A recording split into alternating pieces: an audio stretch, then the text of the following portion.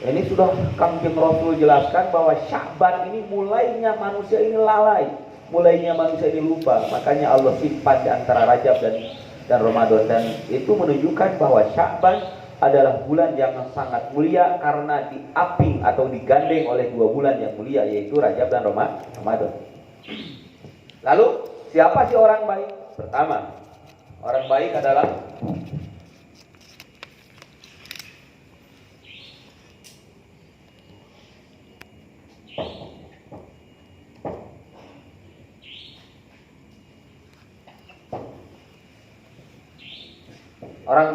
orang yang paling bermanfaat.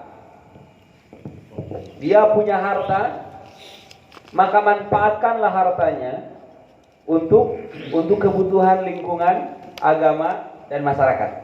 Itu adalah orang yang paling baik.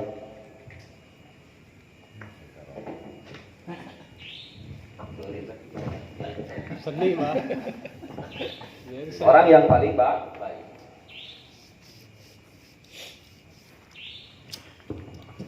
Lalu orang yang paling buruk, orang yang buruk siapa? Adalah orang yang makan sendiri.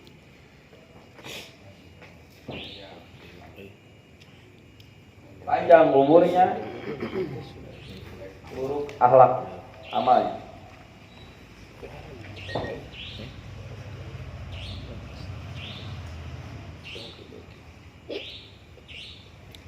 Terus orang yang paling bermanfaat adalah orang yang baik. Apakah ada orang yang baik di atas orang yang bermanfaat? Ada. Siapa ini?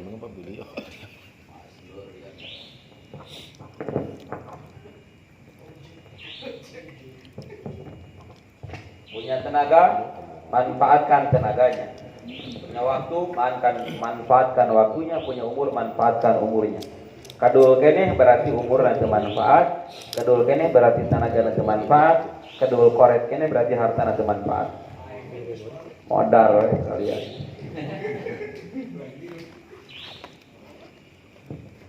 Yang paling bagus dari sini adalah orang yang panjang umur, bagus, amal.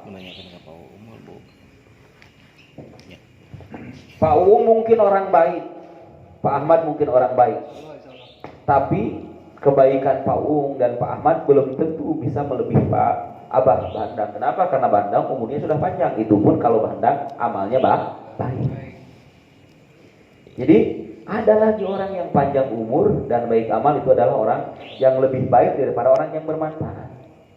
Yang bermanfaat banyak yang kita lihat. Habib Mustafa Al-Jufri bermanfaat untuk umat, bahkan bisa menggerakkan Karawang atau preman-preman Karawang untuk cinta selawat, tapi umurnya pendek. Nah, ada di atas itu adalah orang yang panjang umurnya, bagus amalnya.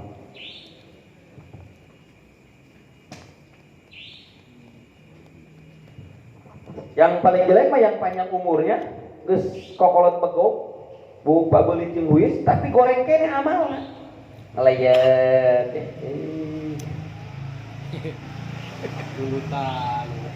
Duluy, anu paling dibenci ieu nu bahaya ieu.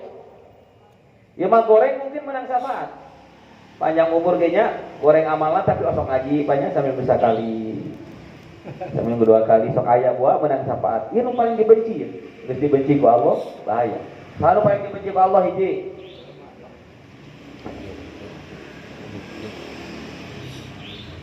Tulis banget tulis.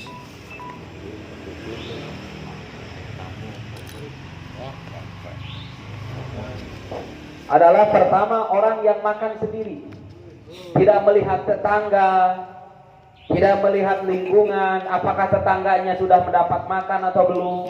Dia asik saja makan sendiri, makan tahu ketika orang lain menjelaskan, dia makan sendiri. Open biasanya. Satu, ini adalah orang yang tidak memperhatikan, yang tidak peka terhadap lingkungan ya, yang tidak peka terhadap lingkungan. Ini adalah orang yang sangat dibenci oleh Allah. Tapi ada lagi di bawah ini, orang yang paling dibenci ini adalah orang yang sangat dibenci oleh Allah, tapi ada orang yang lebih dibenci dari ini, yang lebih buruk dari ini, lebih dimurkai dari ini. Siapa? Adalah orang yang menolak tamunya.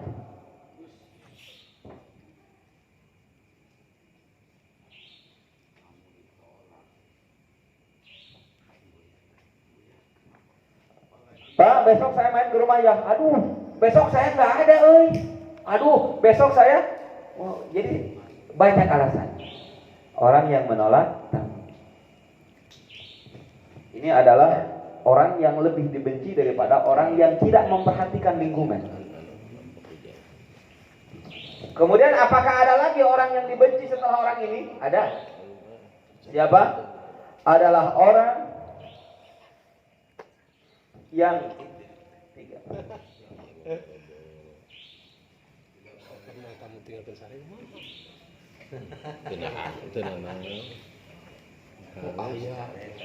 Adalah orang yang galak ke bawahan. Ketua DKM marah-marah sama marbot. Ini adalah orang yang sangat dibenci, lebih dibenci daripada orang yang menolak tamunya. Pak Rojek sok cari kantor Pak Ustaz? Alhamdulillah. Berarti Pak Ustaz tidak termasuk di sini. Apakah ada lagi? Ada. Ayah beren. 4. Orang yang lebih dibenci daripada orang itu adalah orang yang memuliakan orang kaya, menghinakan orang miskin.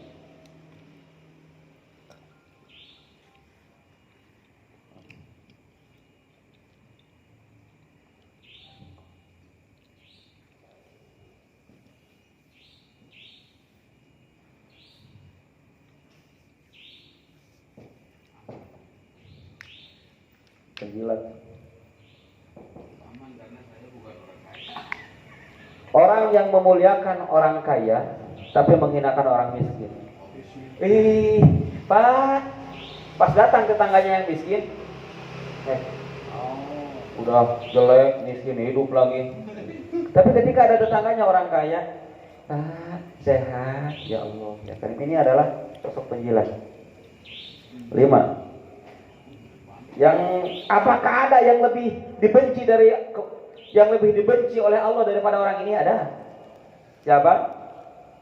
Adalah orang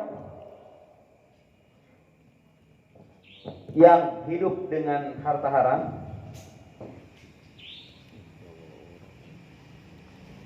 yang hidup dengan harta haram, mati dengan harta haram pula.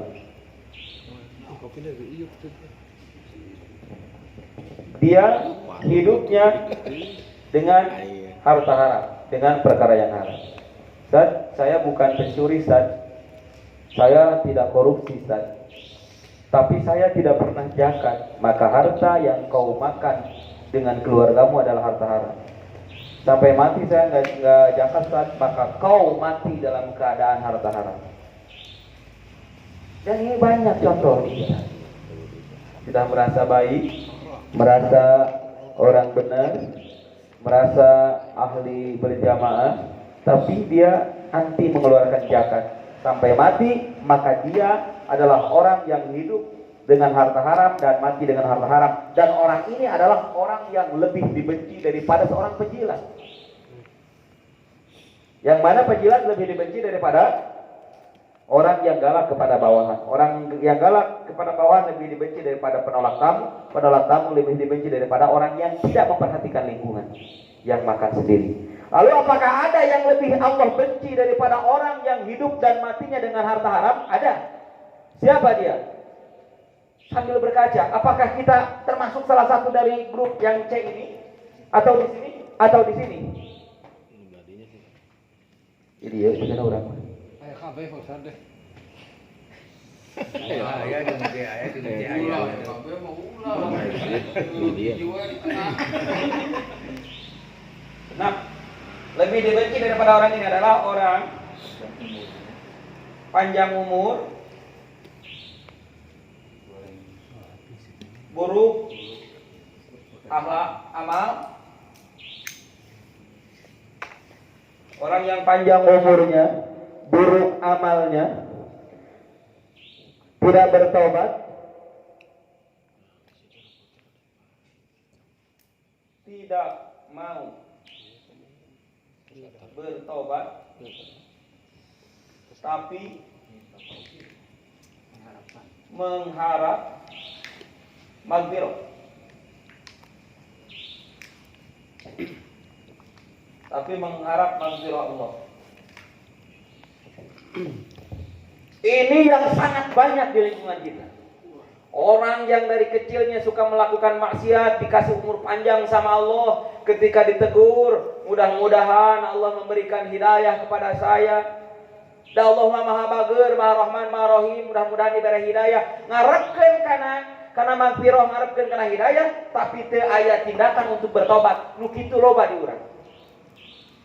Geus kolot, poho tobat, tapi hayang magfirah. Dengan naon? Dengan pikiran bahwa Allah ini maha pengasih. Allah maha pengasih ke dihampura urang.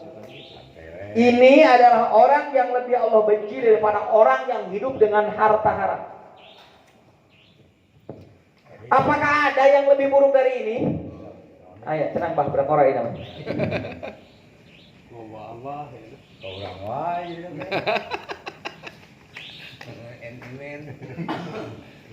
Tujuh. Oh, Ini lebih dibenci dari ini. Adalah orang yang sedekah. ayo. Orang yang menampakkan sedekah, tapi berharap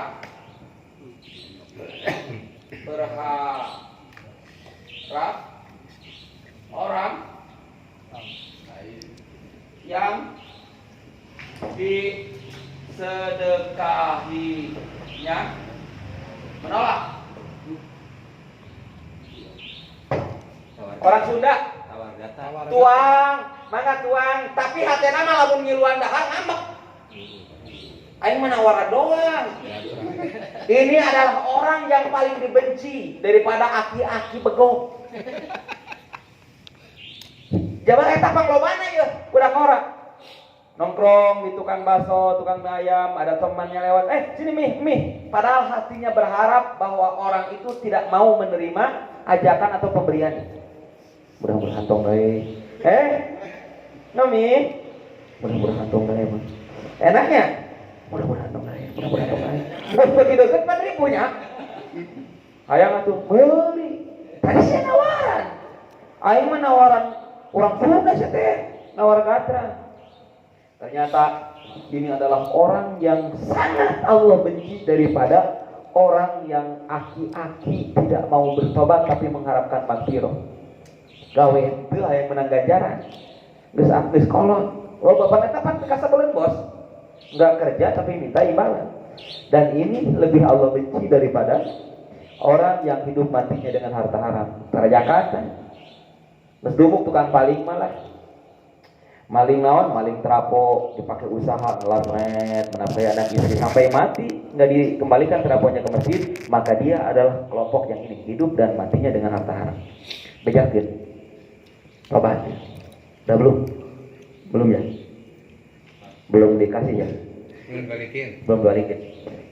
Bilangin, jangan sampai termasuk golongan orang yang dibenci oleh Allah karena hidup dan matinya dengan harta haram.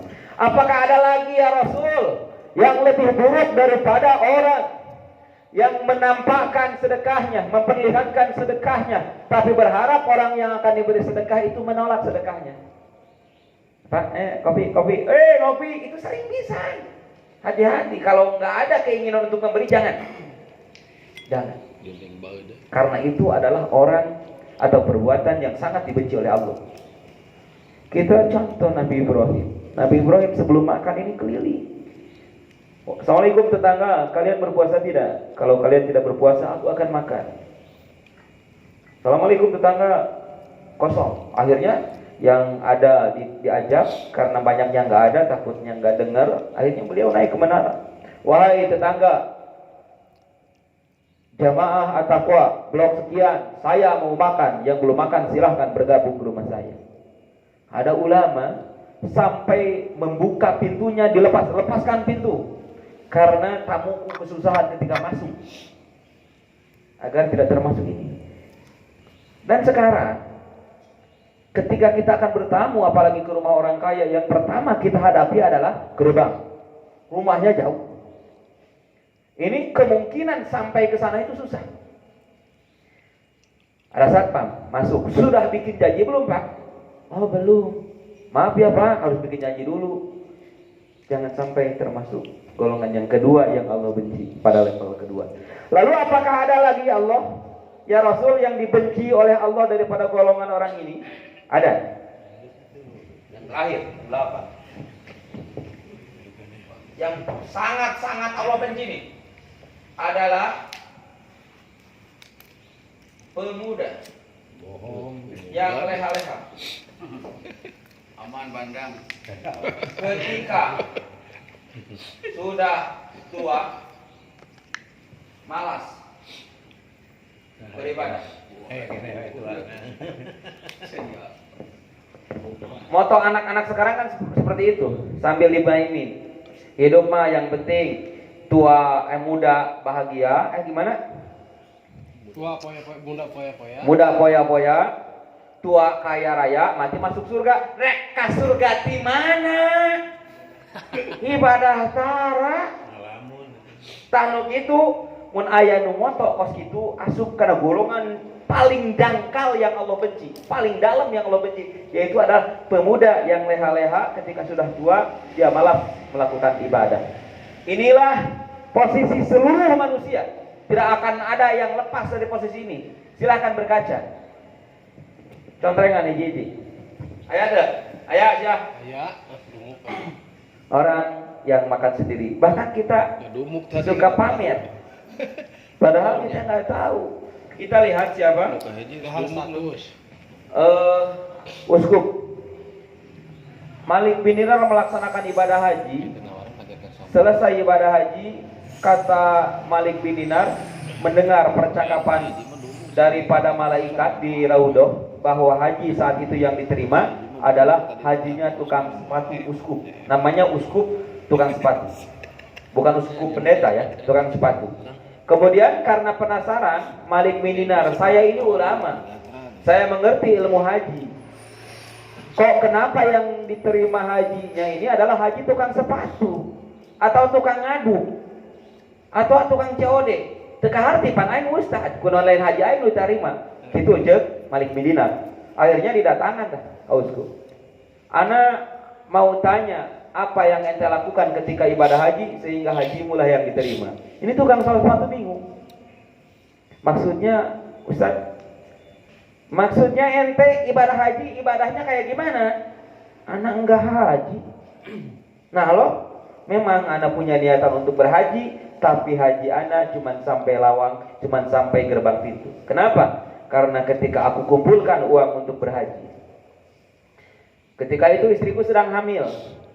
Dan istriku ini ngidam karena mencium aroma gulai, sayur atau rendang, pengen nyicip gulai tersebut. Akhirnya menyuruh saya untuk mencari di mana gulai tersebut. Ketika saya cari tetangga-tetangga, dapatlah rumah gubuk. Di rumah gubuk itu ada seorang janda yang tua renta dengan anak-anaknya yang kesusahan, sedang berkumpul mau makan tahu, bukan, mau makan gulai. Mau makan gulai. Lalu si uskup ini bilang, wahai ibu tetanggaku, istriku ini sedang hamil, sudilah kiranya aku meminta sedikit gulai daging dari kamu. Tidak boleh. Kenapa? Apakah perlu aku bayar? Akan aku bayar. Ini permintaan janin loh, takut ngeces. Wah, alasan mamah nawe hayang, aku jadiin hayang seblak, ya. Hayang kadong-dong, hayang rujak. Pengen mangga muda. Udah malam, Permintaan anaknya loh, nanti anaknya ngeces. Mana gigi pun belum ada Pak Jiman. Gimana makan ini? Akhirnya si perempuan ini menjawab. Kata perempuan ini, wahai Malik bin Dinar, ketahuilah, sesungguhnya daging ini halal untukku, tapi haram untukmu. Loh, kenapa? Bukankah al halal bayinun wal haram bayinun? Bukankah yang halal jelas, yang haram juga jelas? Dan daging ini adalah halal. Ya, secara dohir daging ini, tapi daging ini adalah daging bangkai. Kami dan anak-anak sudah berhari-hari tidak menemukan makanan. Anakku ini menangis. Anakku ini lemas sampai air matanya tidak keluar. Ketika aku mencari pertolongan ke sana kemari di tempat sampah, aku menemukan bangkai kambing yang sudah busuk. Kemudian aku ambil, aku masak. Walaupun itu haram, tapi halal bagi kami, karena kalau kami tidak makan bangkai itu, maka kami akan mati. Ad-daruratu tubihu bihil mandurot. Ketika konsumsi madarat, yang dilarang pun diperbolehkan. Akhirnya Malik bin Dinar ini terdiam. Uskup ini terdiam. Merenung, ya Allah, aku mengumpulkan harta untuk ongkos beribadah haji. Sementara ada tetanggaku yang kelaparan. Maafkan aku ya Allah. Dia kembali ke rumahnya, ongkos hajinya, tabungan hajinya diambil semua dan diberikan ke tetangganya yang kelaparan itu. Itu untuk ibadah. Lalu bagaimana dengan kita? Kita hanya untuk bersenang-senang. Makan makanan enak, jepret foto, upload. Kita tidak memikirkan perasaan orang lain yang melihat uploadan kita. Apakah mereka tidak menginginkan makanan yang kita foto? Ini hancur nih iman manusia ini gara-gara tidak bijak menggunakan sosmed. Punya makanan enak, jepret foto. Santuy, jepret foto. Di sini kita berada, jepret foto. Oh, bakso dulu, jepret foto. Segala rupa. Kita lihat, yang lihat sosmed ini bukan hanya teman-teman kita. Mungkin ada tetangga kita, kebetulan dia belum makan, tidak punya uang untuk makan. Ketika lihat, ya Allah, miris sekali. Itu adalah golongan yang pertama yang Allah benci. Jadi simpulnya Rasulullah Shallallahu Alaihi Wasallam menjelaskan bahwa manusia ini terbagi 3 golongan. Pertama adalah orang yang baik, kedua orang yang buruk, ketiga orang yang dibenci Allah. Siapa orang baik? Orang yang bermanfaat. Apakah ada yang lebih baik dari itu? Ada. Orang panjang umur dan bermanfaat dan bagus amalnya. Lalu siapa orang buruk? Orang yang panjang umurnya tapi buruk amalnya. Lalu siapa yang dibenci? Yang dibenci pertama yang Allah benci adalah orang yang tidak peka terhadap lingkungan. Penimbun, nimbun minyak goreng, padahal orang lain lagi butuh. Itu termasuk orang yang makan sendiri. Kedua adalah orang yang menolak tamu. Besok main ya, aduh sorry. Kecuali kalau memang urgent. 3, orang yang galak kepada bawahan. Hai, bener lo kerja. Guru galak kepada murid, orang tua galak kepada anak. Hati-hati termasuk. Oh. Iya, ustaz galak sama santri. Galak nafsu ya, bukan galak mendidiknya. 4, orang yang memuliakan orang kaya, menghinakan orang miskin atau penjilat. Apakah ada yang lebih buruk dari itu ya Rasul? Ada. Siapa? Orang yang hidup matinya dengan harta. Ada lagi yang lebih buruk ya Rasul? Ada. Orang yang panjang umur, buruk amalnya, tidak mau bertobat, tapi mengharap magfirah, mengharap ampunan. Nah Allah mah bageur ke dihampura ku Allah. Gitu ya tapi kakolot. Ngarap-ngarap magfirah, ari ngaji tara, tobat tara, salat tasbih teu kamari. Ya Allah ya Karim. Maca Yasin 3 kali, maca teu. Ya Allah ya Karim, alhamdulillah macanya berapa untuk. Apakah ada yang lebih buruk dari itu? Ada. Jelema anu tawar gatra. Woi makan, padahal dia hatinya mengharapkan orang tersebut menolak tawarannya. Itu lebih buruk dari semua itu. Lalu apakah ada yang buruknya level maksimal? Di hadapan Allah ada. Siapa? Muda, poya-poya, tua kaya raya, mati masuk surga. Orang yang punya moto seperti itu. Harusnya, anak ingat, Ibrahim bin Adham. Suatu ketika, Ibrahim bin Adham keluar di hari raya. Keluar di hari raya. Lalu Ibrahim bin Adham menemukan anak-anak yang sedang main buah jadam. Ada buah jadam. Mun di urang mah naon lah ngadu muncang, Bah. Buah karet lah ya. Ngadu muncang atau main korolak lah gitu nya, main karet. Buah jadam ada di Arab namanya buah jadam.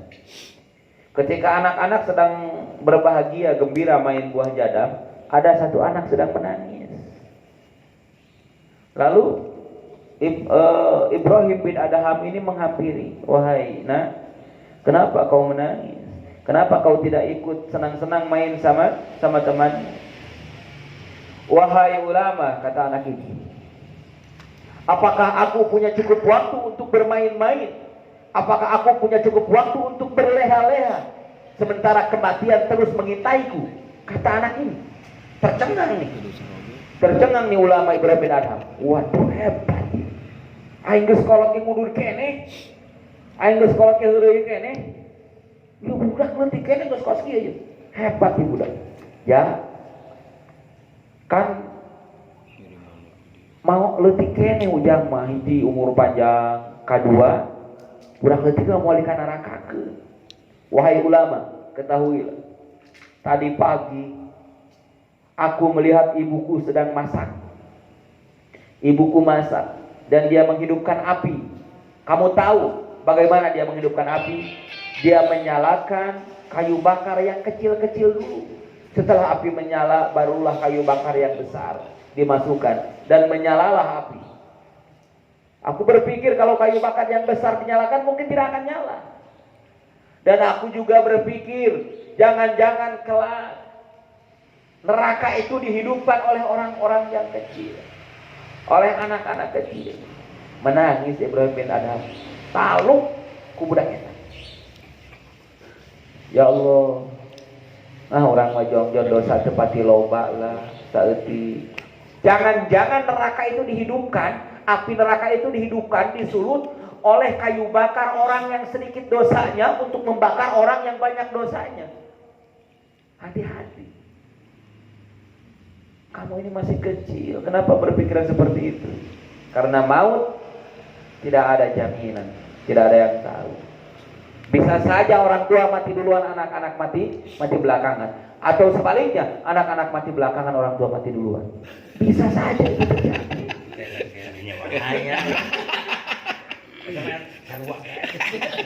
Nya kudu kumaha sih ngetanana. Anu ngorah heula tuh.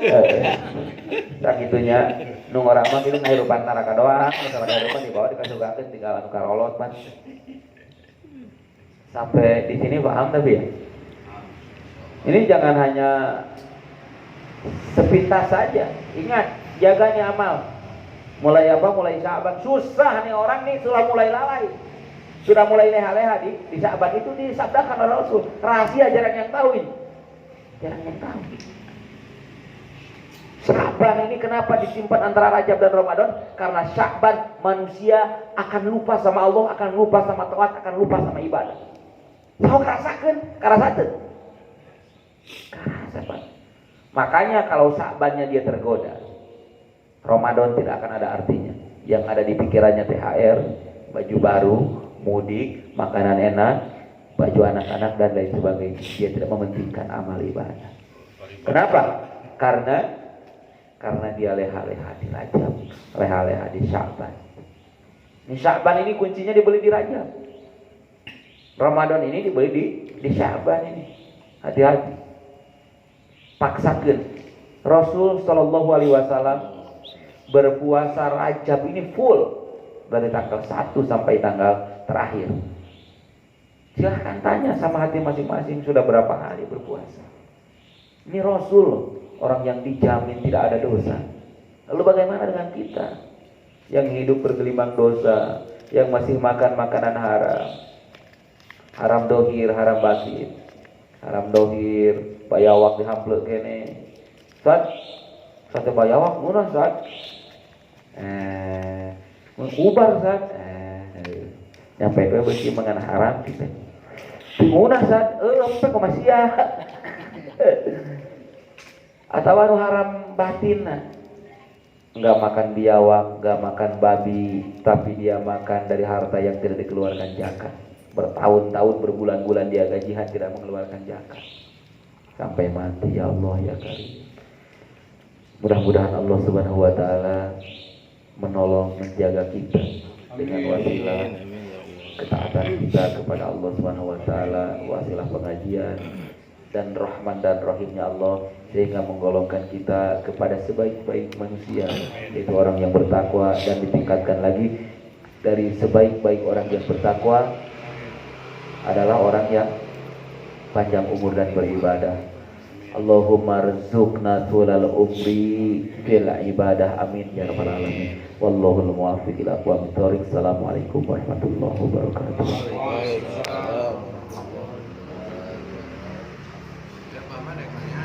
Pertanyaan enggak? Tanya ya aku. Tanya kan. Aku Eta berbujangan ngotona eta teh. Penting paya-paya lah sih salat. Anu baik mah yang hijinya. Hiji dah rese Pak. Kudu nama sareng gaji. Nyaku hiji eta ka perangkat kawin. Panjang umur mah ibadah geus beak. Naon deui sih? Nya ayo teruskeun namun sama. Sudah 7. Karena tanya mah